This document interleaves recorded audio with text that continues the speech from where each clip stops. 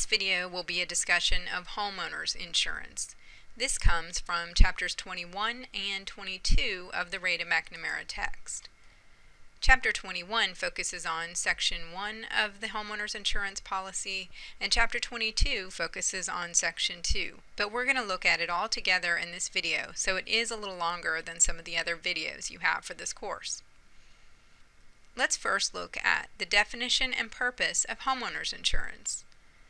Homeowners insurance is a personal lines coverage protecting individuals and their families against the risks and perils associated with owning a home. Homeowners insurance policies are package policies. They're package policies because they include both Section 1, which is the property section, and that's coverages A through D, and Section 2, which is the liability section, which is coverages E and F. We'll look in a lot of detail at each one of those coverages as we go through this lecture. But first, these two sections make up all standard homeowners insurance policies, or forms. Let's now talk about what it means to be a package policy. Package policies combine two or more coverages and perils covered. For example, property and liability, and maybe 8 different perils covered. You'll see that one of the homeowners forms covers 8 perils, another covers 16 perils, and then yet a third one is an open perils policy. So we'll talk about what all that means today. There are several advantages to having a package policy. First, there are fewer gaps in coverage for insureds with a package policy. The insurance companies and the form makers have been in this business for a very long time, and they have contemplated all of the potential exposures that a homeowner might have, or in the case of auto insurance, an auto owner, or in the case of a business owner.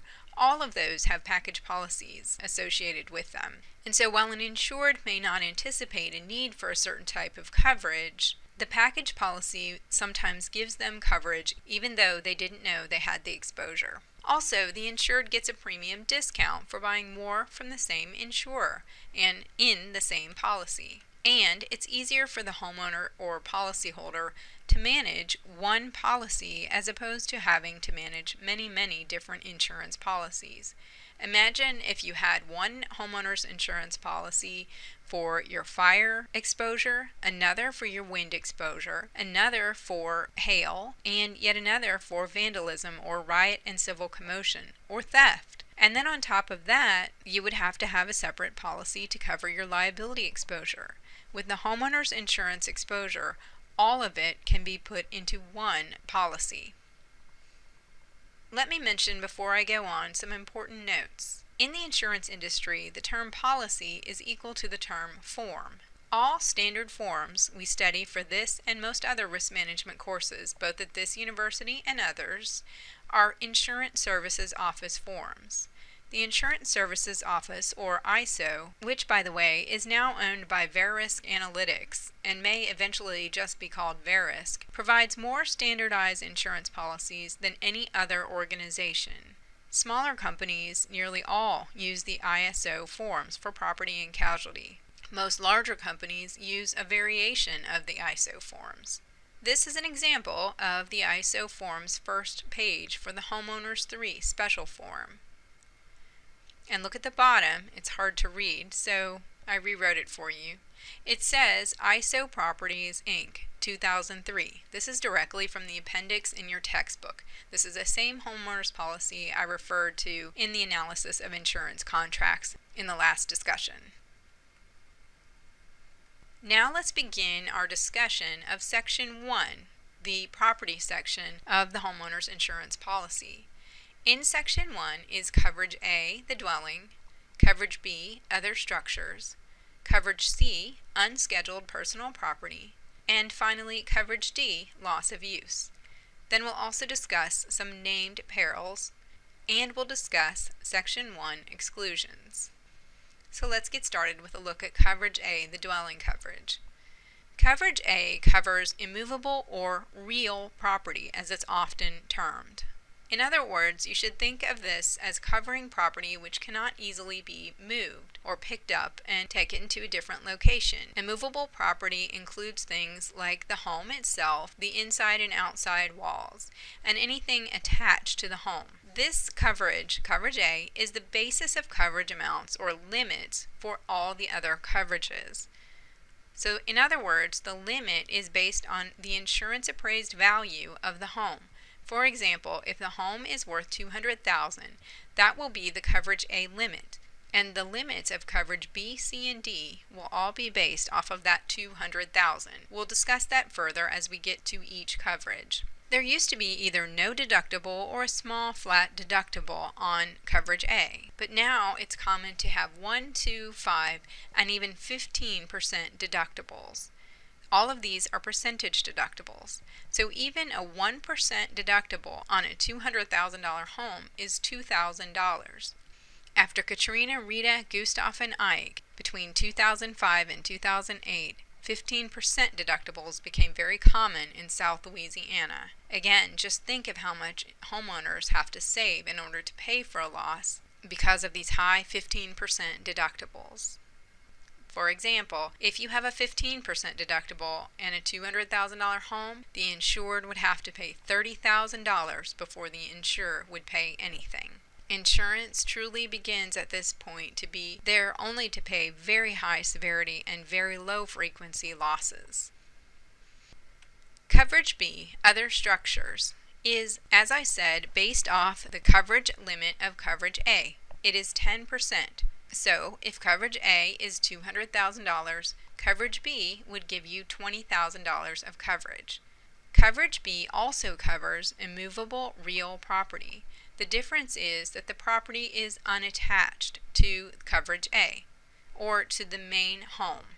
It must be separated by a clear space from the dwelling. For example, you might have a pool house, or a garage, or a mother-in-law quarters that is not connected to the main dwelling. Next, coverage C. This is your contents coverage, or unscheduled personal property. So this is your movable property, your furniture, your movable appliances, your computer equipment, your clothing, all of that would be covered under coverage C. The limit of coverage C is usually 50% of coverage A. And note that it covers property anywhere in the world.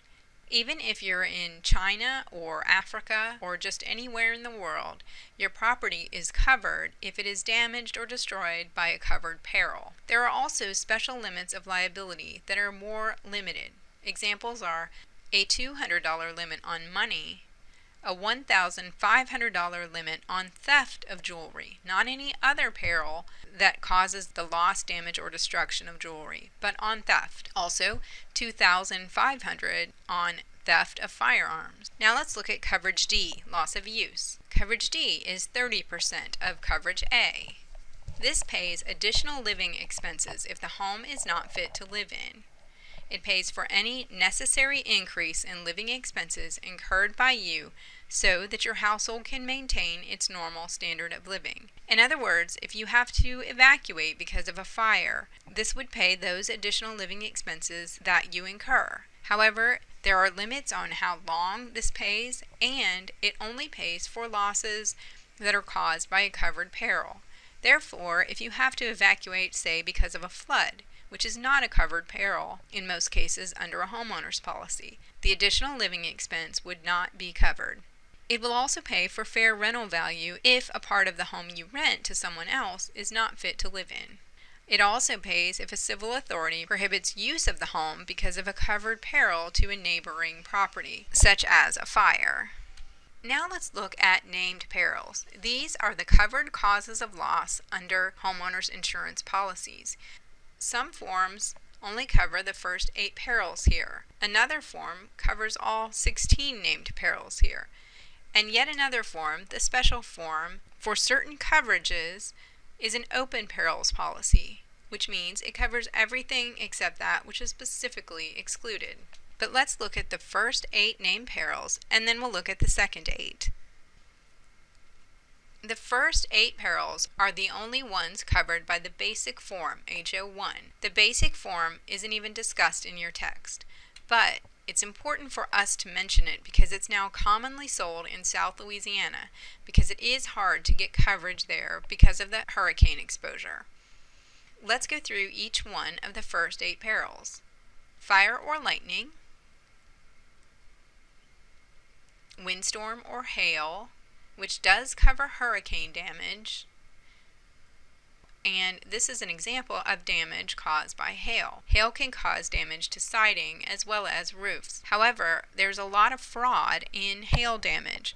Oftentimes, it's not even the homeowner that fakes the loss, but instead someone who's been called out to repair some minor roof problems. Insurance claims adjusters have found that roof repairers will cause significant damage to a roof just so that they can repair the entire roof instead of just a small portion. But insurance claims adjusters have become very adept at identifying fake hail damage. And tornado is also covered under the windstorm exposure. Next, explosion.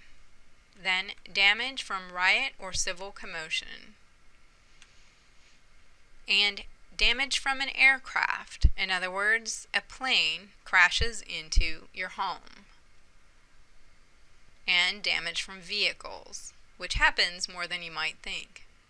And smoke damage. So even when a fire only damaged a portion of your home, the entire home might have been damaged or destroyed by smoke. And vandalism or malicious mischief, such as tagging. Next, let's look at the second 8 perils. These are covered by HO2, 4, 6, and mostly by HO8. We'll go back over this when we go over the different policy forms. This is a video from Liberty Mutual that shows many of the perils covered. So I think it's interesting and it's kind of a funny video to watch. You've probably seen this commercial on television, so take a look at it when you go through the Prezi. The first of the second 8 perils is falling objects. Next is theft, which is, as you can imagine, a fairly important peril to have covered, but would not be covered for a homeowner that only carried HO1.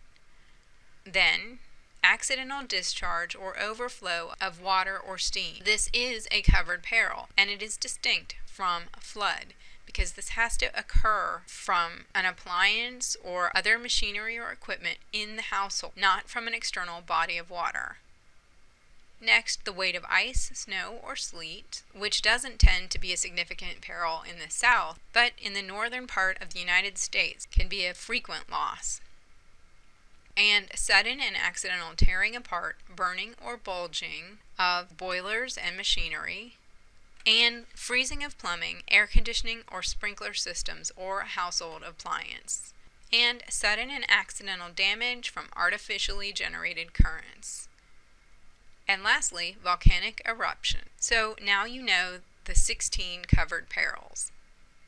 And now let's look at the Section 1 exclusions. Ordinance or law, such as a notice that no dumping is allowed or the requirement that your home be put up on stilts or blocks, this would not be covered. Damage from war or earth movement, in other words, earthquakes. Nuclear hazard and the associated damage. Water damage, this is the flood exclusion. Power failure, remember if the power failure originates from off-site. Intentionally cause loss, which we've also discussed. Neglect, we have discussed. And governmental action. Now let's look at Section 2, the liability section, which includes Coverage E, personal liability, Coverage F, medical payments, and also the Section 2 exclusions. Coverage E includes coverage for bodily injury for which an insured is legally liable, and property damage for which an insured is legally liable. Coverage E typically has a blanket limit, which is one limit per occurrence for property damage and bodily injury liability. We'll talk about split limits when we get to personal auto insurance, which typically do have split limits. The blanket limit is typically $100,000 but can be increased. It also covers defense costs. defense costs do not use up the limit. The insurer may actually pay out $100,000 in damages to an injured party, which you were at fault for, but actually pay out an additional $20,000 in defense costs. Coverage F is the medical payments coverage. It is a no-fault coverage, which means that it pays for medical bills that result generally at your premises without regard to fault. In other words, your negligence or responsibility or fault need not be established. The limits, however, are usually very low. They range from $1,000 to $10,000. It does pay for bodily injury expenses like medical, funeral, dental, etc. to a person on the insured location with the insured's permission, and for the activities of the insured off location, and for the activities of an insured's resident, employee, or an insured's animal. Now let's look at the Section 2 exclusions, or the liability exclusions.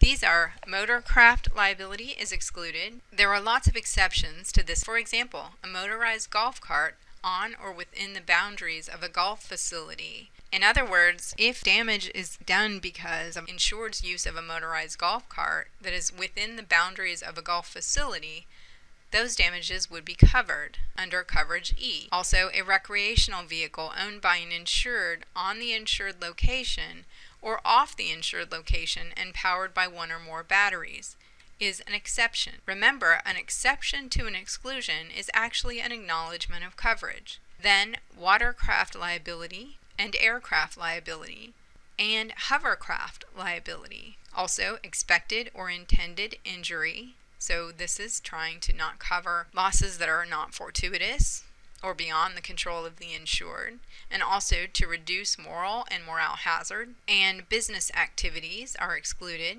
Remember, though, that certain business activities are still covered, but liabilities resulting from the operation of a beauty salon or a lawn care service would not be covered. Professional services are also excluded, such as a financial advisor, an accountant, or a lawyer. And uninsured locations. This excludes liability that results from activities by the insured if they occur on a location owned by the insured, say a beach house, but not insured under this policy. And then war is also excluded, and liability from communicable diseases, which you can imagine the catastrophic potential that this would have if it was covered. Sexual molestation, which was an exclusion added when courts interpreted damages from sexual molestation as being unintended and therefore not excluded under the expected or intended injury exclusion, and liabilities resulting from controlled substances. Now let's look at insureds under the homeowner's policy. Those include the insured named in the declarations, including a spouse of the same household, even if he or she is not named in the declarations.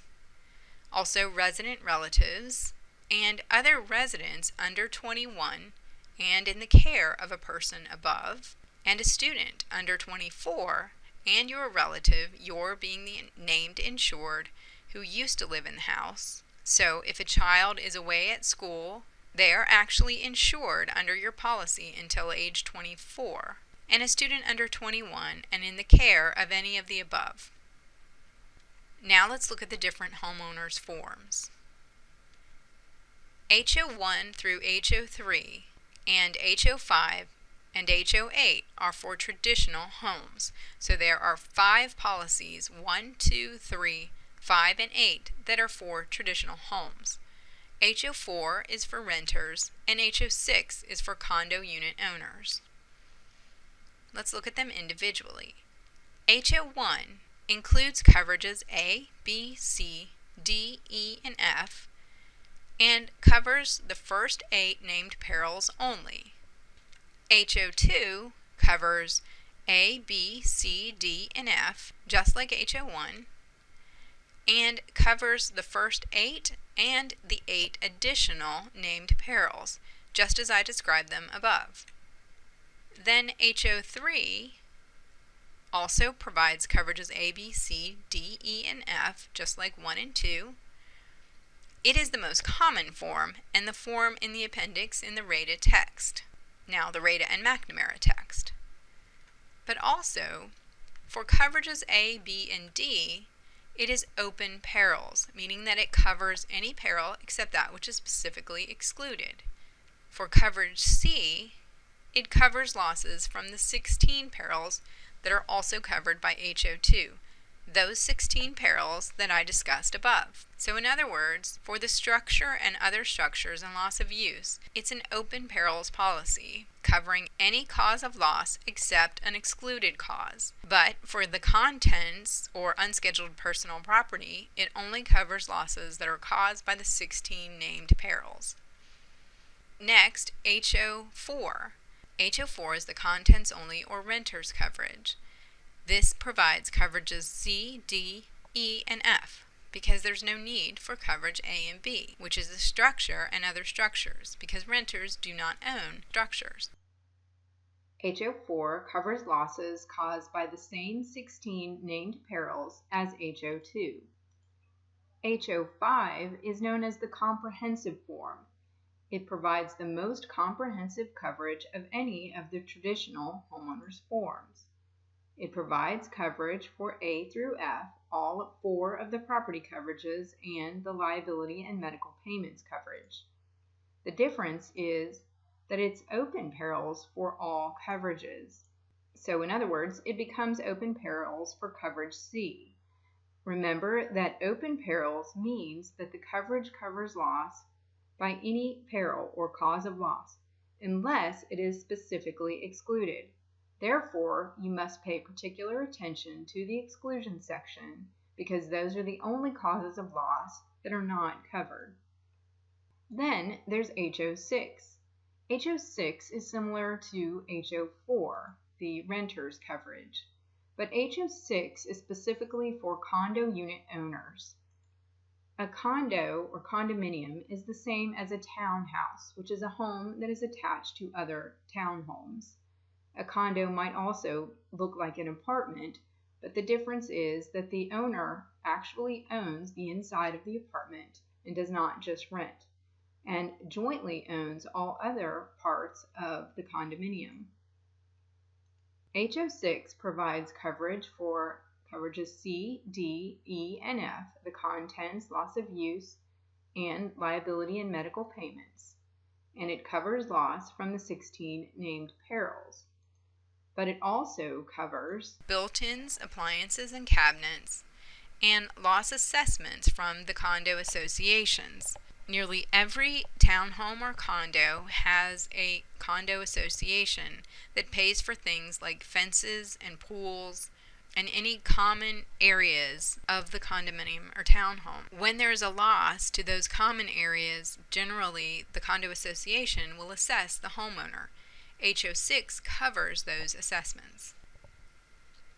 Next, there's HO8.